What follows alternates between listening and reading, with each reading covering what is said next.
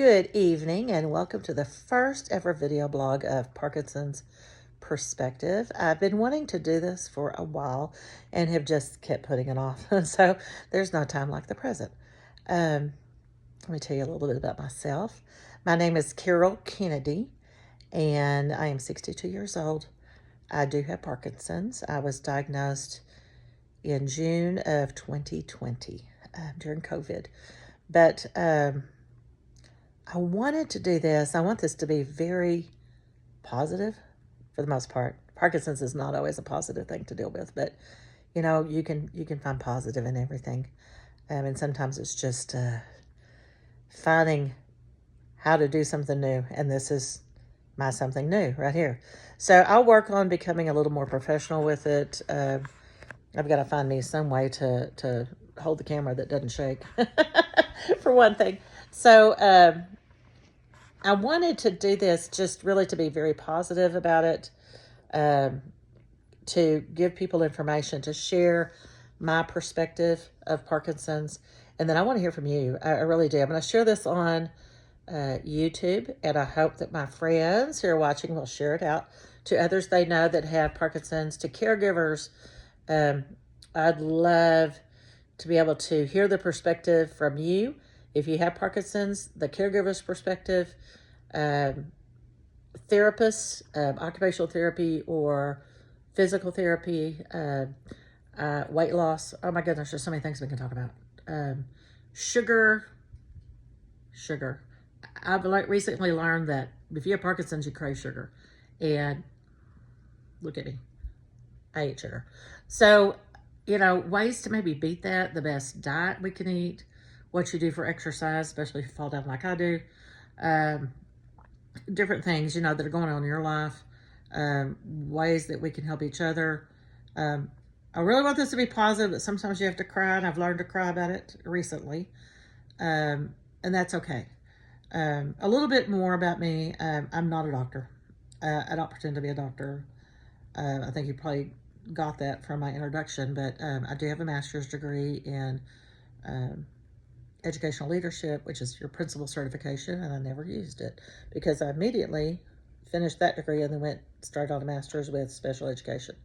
So I've taught special education for the last several years, and I taught 3 weeks this year, and then I struggled with it. I struggled with it because I love those kids. I taught in a self-contained classroom, did everything I could to learn about autism and about other diagnoses of children that I have, and ways to help them. And it was just so physically demanding that I couldn't, that was part of it. And then my memory is diminishing, which is not good. Sometimes I struggle to find words. I used to be able to memorize faces and names and numbers, and I'm finding myself not able to do it anymore. And I just had to give myself permission. The other thing I've got going on now is vision, and it's really starting to affect that. And I've got an appointment, which I will share with y'all. It'd be neat. I'll have to think of how to do that, but that would be cool. I have an appointment with a neuro-ophthalmologist. Didn't even know that existed until recently. That's coming up later this month, and everything else has been ruled out. So we'll see if it's something to do with Parkinson's. They suspect it is. And I'm going to have to give up driving because it's dangerous now that I can't see well. I do okay on some days, but then some days I can't hardly see anything and having headaches. So if you've had something similar happen to you, I would certainly love to hear your perspective of it and what you found out. But this will be another new journey. So there's that to share. So I want to share a little bit with you about my diagnosis and how I found out I had Parkinson's tonight. I'm going to try and keep these to 10 minutes, or less. I don't want you to get bored with my rambling, and I'll try and stay on track. But I started having problems in my mid-30s with a thumb twitching, very much like Michael J. Fox. And I went to see a neurologist who told me I had, after looking at me for 5 minutes, that I had MS. And you don't diagnose MS like that. And then he sent me to get the MRI to confirm it and told me I'd have the results earlier in the next week. So I did that and then found out he had left town for 3 weeks, which was not fun. I very quickly lost faith in that doctor. He could have told me he was going out of town and that would have been okay. But it was totally unexpected. So there's more to that story, but I won't bore you with it. But I went to another doctor and nothing came out of it. I didn't have enough symptoms then to be able to diagnose anything. And the MRI was clean. So when I was in my late 40s, early 50s, I had some wonderful school teacher friends, and they would look at me and say, if you don't set the coffee cup down, you're going to slush all the coffee out of it. And it wasn't just one hand, it was both hands. So, and I was having some other issues, already with stumbling and gait and things like that. So I did go to another doctor, or I was actually already seeing this doctor, who I found out later was not a neurologist, even though I thought he was. Another part of that story later. But he diagnosed me with essential tremors. He had a misleading, I'm just going to tell you, he had a misleading title. And so, anyway, I thought he was a neurologist, and he wasn't. Shame on me for not checking. But essential tremors, and that's only one side, but I already had the tremors on both sides by that time. And I was taking primidone, which is, if you don't know, a barbiturate, and I was taking 6 a day. 6 barbiturates a day. 6. And so, foggy-minded, oh my gosh. So, I started doing, there were other things happening to me, and okay, let's talk about drooling. Drooling is a sign of Parkinson's. Didn't know. Go ahead and laugh. Yes, I drool. And sometimes it's worse than others. So share your perspective. It's an embarrassing symptom, but it is what it is. My mouth was already twitching. I didn't know that. It already affected my lips. There were some other things happening. But long story short, I made that really long. I fired him in the middle of a post-COVID virtual chat, and he just kept trying to prescribe medications to cover symptoms, and he wouldn't listen to me. I said, "You're fired." And he was like, "What?" And I said, "You're fired. You're not listening to me. Something is wrong." And so, finally I just hung up on him. And so I got another doctor. I love him. He's wonderful. It's a motion, it's a neurodegenerative, it affects motion and other things.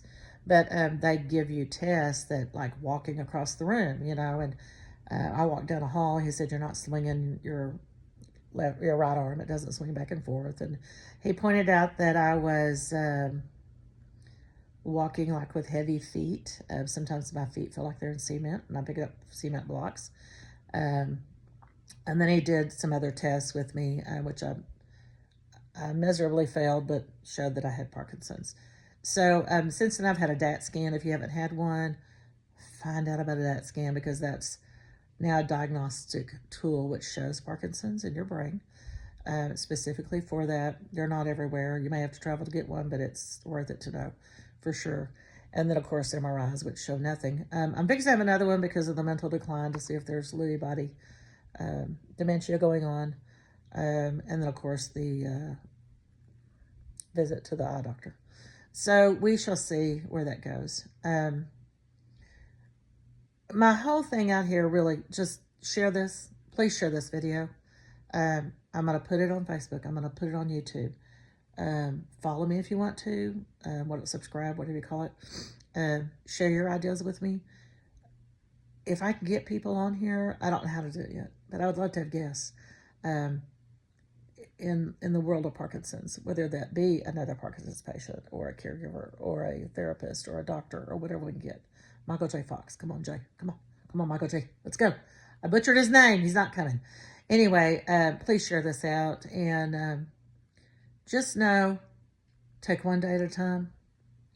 It's okay if you can't do something. Sometimes I can't. And sometimes we have to find different ways to do things. But stay positive. I will tell you right quick before I let you go.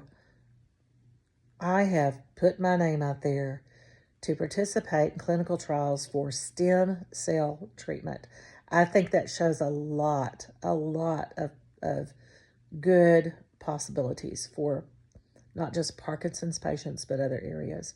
But it is showing a lot of good outcome in Parkinson's patients. So I hope we do get that FDA approved in this country, and I'd love to be a part of that. So that's something else we will be discussing out here, and just different treatments and things. So I am going to let you go tonight. Again, follow me.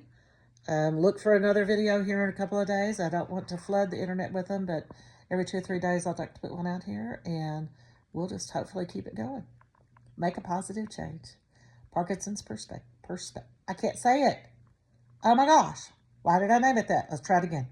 Parkinson's perspective. 3 times fast, people. All right. Good night.